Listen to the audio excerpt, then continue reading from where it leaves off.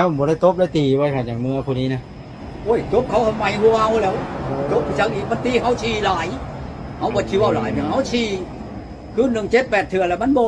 มันอยู่บ่ได้มันว่าแม่มันมาคอนำเฮาคือ1 2เถื่อซะเฮารุดให้แล้วมันบ่เชื่อมันว่าเฮายังชีคือเขาแหละมันบ่มาแล้วเฮาก็ปาเลย หนีเลย มาทั้งแม่นั่นมาช่วยกันนั่น มันชีว่านั่นไปจังอีก สาเหตุที่หนีนะเนาะ ตอนดังแต่หัวแรงเขาชิพาดแม่มันนั่นก่อนมันเช่าเขาชิพาดลูกมันนี่นั่นเพียงแม่เขาไม่ผัววุ่นวายเพียงชีบทั้งแม่ทั้งลูกมันพอดีกันบรรดาว่าเอ้าแม่แล้วเจ้าจะชีแม่คอยเอามาช่วยเจ้ามันจับชีไผแล้วนั่นเพียง ฟังเว้าในอายุชำนี้แล้วบ่ได้ลดละบ่ได้ในเจ้านะ เอ้ากระชวนพิษกันกับหมู่